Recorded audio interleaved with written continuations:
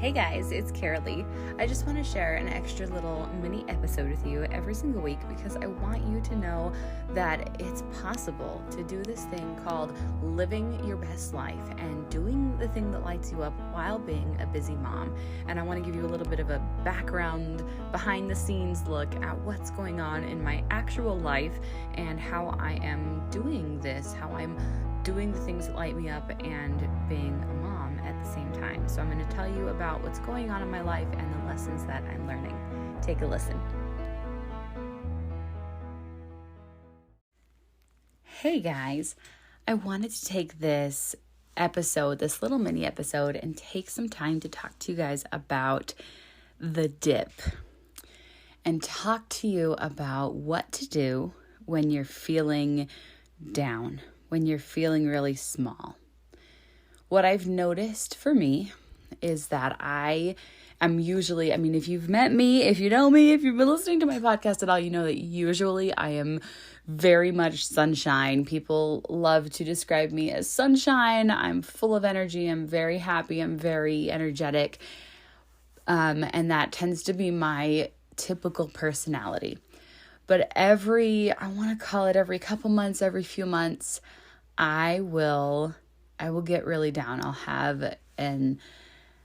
a few days, maybe a couple days, where I suddenly am just feeling like I'm worthless. Like nothing is working out. Everything is terrible, and I just have this overwhelming feeling of like hopelessness. And if you want to, diagnose me or something like that, go ahead if you want. You can reach out to me and tell me whatever you want.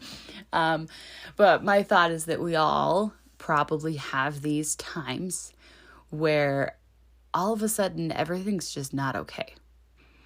And it doesn't, it could be triggered by something. And for me, I actually just went through this. It was just a few days ago. Today is Thursday. This episode will come out tomorrow on Friday. And it was just for me at the beginning of the week. It was Monday and Tuesday. I was really struggling. I was really having a hard time. For me, it was triggered, I looked at something and it was like my heart sank as I realized, something was different than I had expected in a drastic way. And I started thinking about really drastic ways that I needed to fix it and needed to,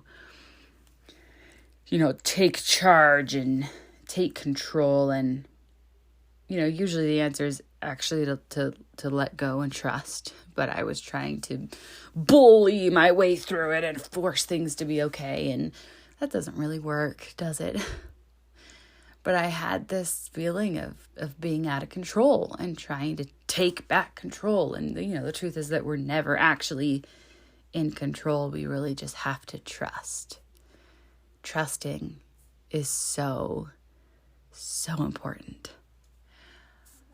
But so my thought is that we all go through these periods where, especially as we're trying to build something like I am, when we're really passionate and we're trying to make our dreams come true and we're trying to do something that's really important to us.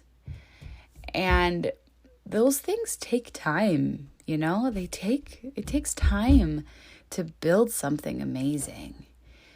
And it takes a lot of patience. And so as I've been working on things that are really near and dear to my heart, I was failing to be patient, as I tend to do from time to time. I was failing to have that bigger perspective and to see the big picture and to be like, oh, it's not time for this flower to blossom yet. Well, excuse the kid interruption, but yeah, it takes time for the flower to bloom, doesn't it? We sit and we watch as it grows out of the ground, and it takes time, and then eventually you get the amazing privilege of seeing the color of that beautiful blossom. But it takes time, and you have to be patient. And I was not being patient, and I was like, why has this not happened yet? And then I just decided, I plummeted, and I was like, it's not happening. It's not happening. This is it. It's crashed. And there was still so much time left. And I was like, what? And so I went into this dip and my energy sank. And it was really interesting because I felt sick. Like I didn't have any actual symptoms of being sick. And yet I felt sick. And so then the question is, what do you do? What do you do when you feel like that? What's the answer? And, like, how do you get your mojo back when you feel like you've lost it? And it might sound really counterintuitive, but I think that the answer for me was to rest. And I will tell you that I heard this really amazing set of tools that you can use that I will pass along to you, where you create a toolbox for yourself, like a virtual toolbox on your phone where you're like, here's my favorite songs. I'm going to write myself a list of 10 things I'm grateful for. I'm going to have, a set thing that I do that makes me happy, like go on a walk or, I don't know, do jumping jacks or paint something or go sing a song. I don't know, something that you love to do that lights you up, right? What I really needed to do was rest, because I'd been going pretty hard and really hustling and not trusting as much as I should have. And so that's what I did. I took the day off and I rested. And it was really beautiful to just allow myself to be in it. Because how often do you feel that way and then you fight it? And you fight it and you fight it and you fight it and you're like, no, I'm supposed to be happy. And instead of doing that, I just let myself be there. And isn't that so? It's so counterintuitive. And the more that I just let myself be there, the faster it left. And instead of taking 3 days or more, it was gone in 2. I think Monday I really fought it. Monday I kept going. I kept doing all my normal activities. And then Tuesday I canceled everything. And I stayed home. And I mean, don't get me wrong, I'm often home, but usually I am busting my butt the whole day, like in meetings all day. I'm running errands, I'm doing chores, like I'm hustling. But I just laid down and listened to these amazing meditations, and I just took care of myself and allowed myself to feel the way I needed to feel. And then it just left. It just, I felt, I let myself feel safe having those feelings. Have you ever done that? Have you ever allowed yourself to feel safe having your feelings?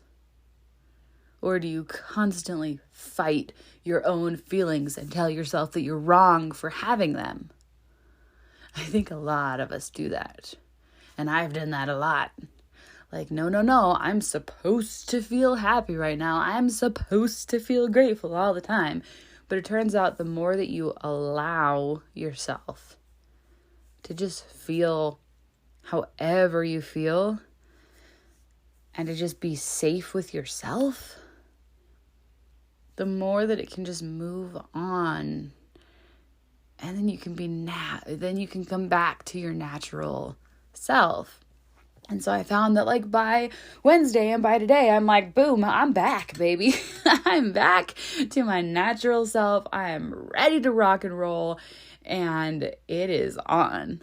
I'm here for it, ready to go. And then today I got some bad news, and it was of an even worse caliber than the news I got on Monday that took me down to begin with. Way worse news. And it didn't take me down. I waited for the gut punch, like it was totally in the same category of the news I got on Monday.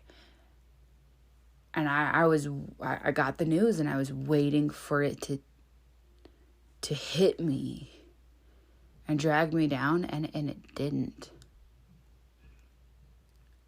It didn't take me down. I was okay.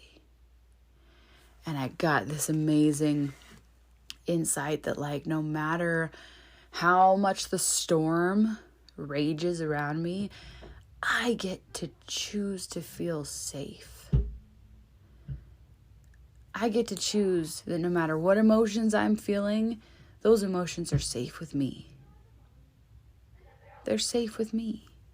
I'm safe with me. I don't have to fight me. Anyways, these are just some of my insights as I get to know myself better through this whole journey of being a mom and an entrepreneur and a human being. And I hope that you find them helpful, because I think that the more that we get to know ourselves, the better we are. It's so important to get to know ourselves better. But I hope you guys have just an amazing day.